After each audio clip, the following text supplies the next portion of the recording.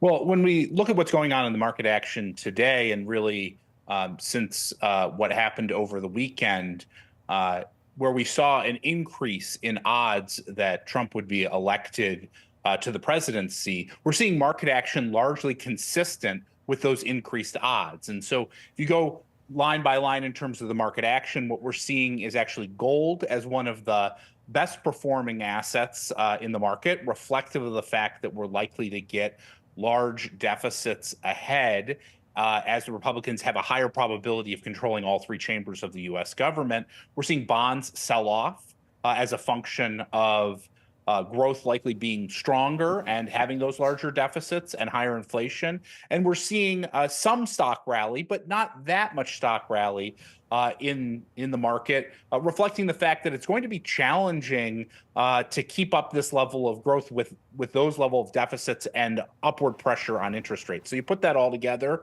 it's not necessarily a great environment for overall asset prices, but it does favor gold and stocks relative to bonds. And one last thing to highlight is, of course, it's been favorable to Bitcoin as the Trump administration has pivoted and indicated a positive stance towards various crypto assets, and that's likely to be part of the reason why Bitcoin's rallying here as well.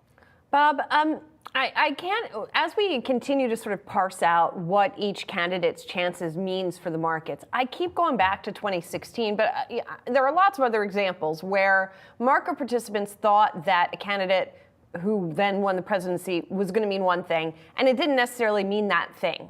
So as you are trying to strategize based around all of this, how are you sort of trying to factor in the uncertainty level here?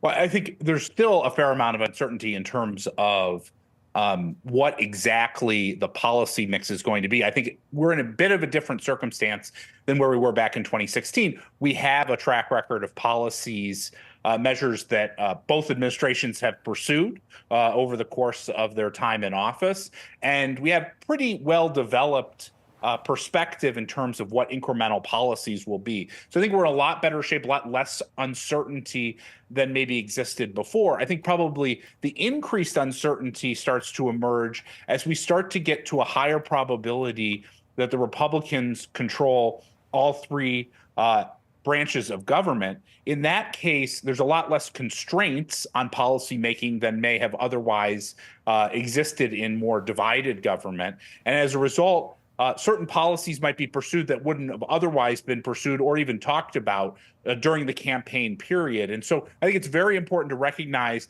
that probably uncertainty increases as the probability of full control also increases. Is your sense, Bob, you mentioned there divided government, is your sense markets would actually prefer divided government?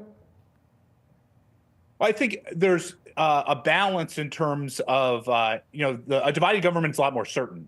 Whether it's led by a Republican administration or a Democratic administration, I think there's a lot of, pretty much business as usual would likely transpire if we have a divided government.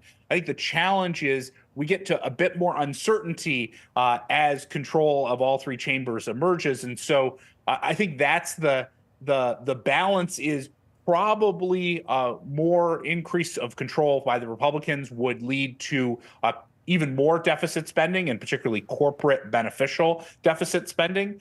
But there's some uncertainty about that. And I think what we're seeing in the stock market not really rallying a ton on the incremental news is a reflection of that balance of increased uncertainty, more favorable policy, but also increased uncertainty.